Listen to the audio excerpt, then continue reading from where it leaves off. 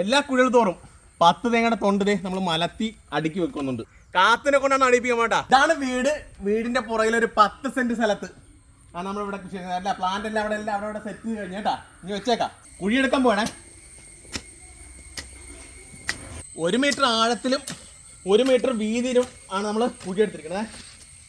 ഇതേ അളവിൽ തന്നെ നമ്മൾ 13ഓളം കുഴികളാണ് ഇവിടെ തയ്യാറാക്കിയിരിക്കുന്നത്. കുഴി വെട്ടി ഉടനെ കുമ്മായിട്ട് കൊടുക്കാം നന്നായിട്ട്. എല്ലാ കുഴൽ തോറും 10 തേങ്ങയുടെ തൊണ്ട് നമ്മൾ മലത്തി അടുക്കി വെക്കുന്നുണ്ട്. പണ്ടുള്ള ആൾക്കാരൊക്കെ എന്ത് നട്ടാലും ഇങ്ങനെ ശാസ്ത്രീയമായിട്ടാണ് ചെയ്തിരുന്നത്. അപ്പോൾ അത് കണ്ട് പഠിച്ചിട്ടാണ് നമ്മൾ ഈ മെത്തേഡ് സ്വീകരിച്ചിരിക്കുന്നത്.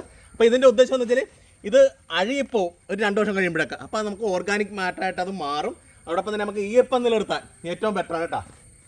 തടം നന്നായിട്ട് കിട്ടുന്നതിന് വേണ്ടിയും എന്താ തൊണ്ടിൻ്റെ മേളിൽ ചെറിയൊരു ലെയർ മണ്ണിടുന്നതിന് വേണ്ടി സൈഡിൽ നിന്നാണ് എടുക്കുക കേട്ടോ. അത് നല്ല വിസ്താരം കിട്ടും. ഒരു 3 കിലോ വെച്ച് എല്ലുപൊടി നന്നായിട്ട് ഇട്ട് കൊടുക്കണ്ടേ. അത്യാവശ്യം വലിയ പ്ലാന്റ് ആണ് കേട്ടോ. അത് പ്ലാന്റ് കംപ്ലീറ്റ് ഇവിടെ വന്നു കഴിഞ്ഞേട്ടാ. കൊല്ലത്തെ കുമാർ നഴ്സറിക്കാരാണ് നമുക്ക് തന്നിക്കട്ടെ. അണ്ണൻ നമുക്ക് സെറ്റ് ടീമാണ്.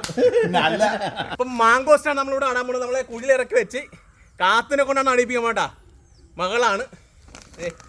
അപ്പോൾ ഇതെങ്ങനെ നടേണ്ട കാര്യം അറിയാമോ? പണ്ടുള്ള ആൾക്കാരൊക്കെ നമുക്ക് വേണ്ടി പലതും ചെയ്തിരുന്ന റിസൾട്ടാണിത് ഈ കാണുന്ന മുഴുവനും. അപ്പോൾ അതിൻ്റെ റിസൾട്ട് നമ്മൾ അനുഭവിച്ചുകൊണ്ടിരിക്കുകയാണ്. അപ്പോൾ ഇവർക്കൊക്കെ വേണ്ടി എന്തെങ്കിലും ചെയ്യുന്നതിൻ്റെ ഭാഗമായിട്ടാണ് നമ്മൾ ചെടി വെക്കണം കേട്ടോ. അപ്പോൾ ഇതെല്ലാം പറഞ്ഞ് നിന്നോളാം. ഇഷ്ടമാണോ മാങ്കോ? ഇഷ്ടമാണോ? കഴിഞ്ഞ ദിവസം നിന്നില്ലായിരുന്നു അച്ഛൻ കൊണ്ടുവന്നപ്പോഴും. അപ്പോൾ വെച്ചോ ബാ. ഇതെല്ലാം മാറ്റി വെച്ച് ഇച്ചിരി മണ്ണൊക്കെ വെച്ചിട്ട് കൈക്ക് തന്നെ വാരിയിടും. പിള്ളേരുടെ ഇടയ്ക്ക് ഇച്ചിരി മണ്ണ് വാരണം. അപ്പോൾ കൃത്യമായിട്ട് നോക്കിക്കൊള്ളാം. ക്യാമറ വയ്ക്കെന്ന് പറഞ്ഞേ. നോക്കിക്കോളുവാ. അപ്പോൾ ഏതൊക്കെ വെറൈറ്റി ഒക്കെയാണ് ടോട്ടലി? നല്ല സുന്ദരമായ ചട്ടിയിൽ നിന്ന് കായ്ക്കുന്ന ഒരു കിടുക്കാച്ചി വെറൈറ്റി ഒരു പേര. അത് തന്നെ നമുക്ക് ഇതേപോലെ തന്നെ പെട്ടെന്ന് കട്ട് ചെയ്ത് കഴിക്കാൻ പറ്റുന്ന രീതിയിലാണ്. വേണമെങ്കിൽ ഒരു കടി അടിച്ചു അന്നേരം ദാണ്ടെ ഇളക്കിയിട്ട് ദാണ്ടെ നല്ല സുന്ദരമായ അകത്ത് നല്ല ഡാർക്ക് കളർ. എങ്ങനെയുണ്ടാ? അടിപൊളിയല്ലേ? കുരുവും കുറവാണ്. ഓക്കെ. അതേപോലെ തന്നെ ദാണ്ടെ നല്ല ചെങ്കവരിക്ക, അതായത് കോട്ടുകോണം എന്ന് പറയുന്ന മാവാണ്. നമുക്ക് ഒരുപാട് പേർക്ക് പ്രയോജനമുള്ള അണ്ണാ. ഇത് അടുത്ത കൊല്ലം ഇത് കായ്ച്ചതാ. അടുത്ത കൊല്ലം മാങ്ങ പറിക്കാൻ പറ്റും. ഏകദേശം ഒരു 8-9 അടി പൊക്കത്തിൽ തന്നെ നിൽക്കുന്ന.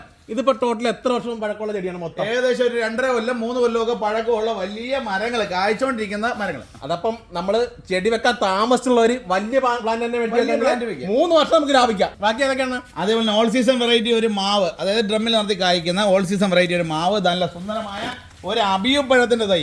അബിയു അത് വലിയ പ്ലാന്റ്. അതേപോലെ തന്നെ താണ്ടെ ഒരു നല്ല കിടിലം വെറൈറ്റി സപ്പോട്ട, കായുള്ളത് പറിച്ച് പെട്ടെന്ന് കഴിക്കാൻ പറ്റുന്ന സപ്പോട്ട. അതേപോലെ തന്നെ N18 വെറൈറ്റി നല്ല കായ്ച്ച് തുടങ്ങാറായ ഒരു 3 റംബുട്ടാൻ. അതേപോലെ തന്നെ ഒരു ബറാബ പഴം താണ്ടെ സാധാ കിടക്കുന്നത് കായുള്ള ഒരു ബറാബ പഴം. അത് കൊച്ചു കുട്ടികൾക്ക് പെട്ടെന്ന് പോയി ഒടിച്ച് പെട്ടെന്ന് കഴിക്കാൻ വേണ്ടി ഏറ്റവും നല്ല ഒന്നാണ്. അതേപോലെ തന്നെ J33 പ്ലാവ്, നല്ല സൂപ്പർ കളറുള്ള സൂപ്പർ ചക്ക, അടിപൊളി ചക്ക, സൂപ്പർ ചക്ക.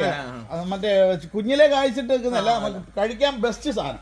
നല്ല ഇഷ്ടമുള്ള ബ്രാഞ്ചും ഒക്കെ ഉണ്ട്. എന്താ ഭംഗി നോക്കി, അടിപൊളിയല്ലേ? അതേപോലെ തന്നെ നല്ല ലൗലോലിക്കാൻ ഉപ്പിലിട്ട് കഴിക്കാൻ ആഗ്രഹമുള്ളവർക്ക് നൊസ്റ്റ് സാധനം.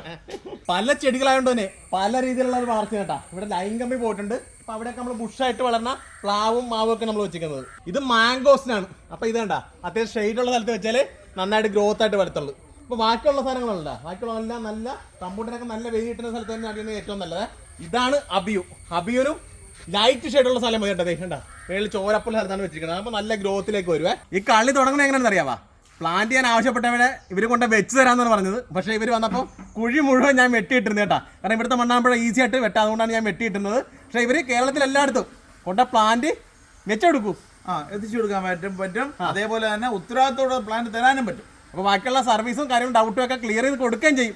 50 വർഷം എക്സ്പീരിയൻസ് ഉള്ള നഴ്സറിയാണ് കൊല്ലത്താനട്ടാ. ആവശ്യമുള്ളവർക്ക് വിളിക്കാവുന്ന താഴെ നമ്പർ ഇട്ടേക്കാതെ. ഈ പ്ലാന്റ് ഒക്കെ 100% റിസൾട്ട് തന്നെങ്കിൽ ഇങ്ങനെയുള്ള മണ്ണിൽ നന്നായിട്ട് അടിവളങ്ങളൊക്കെ ഇട്ട് വെക്കുന്നതാണ് നല്ലത്. ഇവിടെയൊക്കെ ആണെങ്കിൽ ഒട്ടും വെള്ളക്കെട്ടും ഇല്ലാത്ത സ്ഥലമാണ്. അതപ്പോൾ അതുകൊണ്ടാണ് ഞാൻ ഈ രീതി കൃഷി ചെയ്യുന്നത്. അപ്പോൾ സ്ഥലപരിമിതി ഉള്ളവരും വെള്ളക്കെട്ടുള്ളവരൊക്കെ ആണെങ്കിൽ ഇങ്ങനെയുള്ള വലിയ ഡ്രമ്മിൽ കൃഷിയാണെങ്കിൽ അത്യാവശ്യം റിസൾട്ട് കിട്ടും കേട്ടാ. കവറൊക്കെ പൊട്ടിച്ച് ഇതിൻ്റെ റൂട്ട് നോക്കിയാൽ. അപ്പോൾ നമ്മൾ ചെടി പതിയെ ഇറക്കി വെച്ച് നമ്മൾ മണ്ണ് ഇച്ചിട്ട് കൊടുക്കുക. മണ്ണ് വെക്കുന്ന സമയത്തുണ്ടല്ല ഇവിടുന്ന് തന്നെ ആഴത്തിൽ മണ്ണ് എടുക്കുകയാണെങ്കിൽ ഗുണം വെച്ചാൽ നമുക്ക് വളം ഇട്ട് കൊടുക്കാം, വെള്ളമൊക്കെ ആവശ്യത്തിന് ഒഴിച്ചു കൊടുക്കുകയും ചെയ്യാതെ.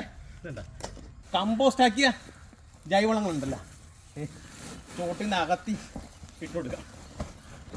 അപ്പോൾ വേരെല്ലാം ഓടി കയറണത് വളത്തിന് മേലായിട്ടായിരിക്കും. നല്ല രീതിയിൽ ഗ്രോത്ത് വരും കേട്ടോ. ഡിസ്റ്റൻസ് നോക്കിയാൽ നല്ല രീതിയിൽ ഡിസ്റ്റൻസ് കിട്ടും. നെല്ലിൻ്റെയൊക്കെ പതിര് കത്തിച്ച് ചാരയില്ലേ എന്താ ഇത് നമുക്ക് ചുറ്റിട്ട് കൊടുക്കാം. റൂട്ട് ഓടാനും ചെറിയ പൊട്ടാഷ്യം കാർബണും ഒക്കെ ഇതിനകത്തുണ്ട് കേട്ടോ. ഇത് ഇട്ട് കൊടുക്കാം. ഇതിപ്പം റൈസ് മില്ലൊക്കെ ഉള്ള സ്ഥലത്തൊക്കെ അത്യാവശ്യം പൈസ കൊടുക്കാനും കിട്ടുന്ന ഐറ്റാണ് കേട്ടോ. ഇതേ തടവും വെക്കാം. അവിടെ തന്നെ ചെറിയൊരു മണ്ണ് ഇങ്ങനെ ഒന്ന് പൂശിയും വിടുന്ന നല്ലതാണ്. ഇങ്ങനെ ചെടിയൊക്കെ നട്ടതുണ്ടല്ല 100% കേരളത്തിലെ ഫ്രൂട്ടിനൊക്കെ വിജയ സാധ്യതകളുണ്ട്. നമ്മത്തല്ല ഇപ്പോൾ എനിക്ക് പ്രത്യേകിച്ച് പറയാനുള്ള കാര്യത്തിൽ നമ്മളൊക്കെ എല്ലാവരും ഫ്രൂട്ട് പ്ലാന്റ് വെക്കുന്നവരാണ്. പക്ഷേ കാര്യമായ പരിചരണം പിന്നീട് കൊടുക്കാറില്ല എന്നുള്ളതാണ്. വർഷത്തിലൊരു 3 വളപ്രയോഗങ്ങൾ നടത്തി കഴിഞ്ഞാൽ കേരളത്തിൽ അടിപൊളിയായിട്ട് നമുക്ക് ആവശ്യമായ ഫ്രൂട്ട് നമുക്ക് ലഭിക്കും കേട്ടോ. വീട്ടാവശ്യത്തിന് വേണ്ട ഫ്രൂട്ടിലേക്ക്. ഇതൊക്കെയാണ് വീട്ടിലെ വിഷയങ്ങൾ. അപ്പോൾ മറ്റൊരു പുതിയ വീട്ടിലെ പുതിയ വിഷയമാണെന്ന് വരെ ബൈ.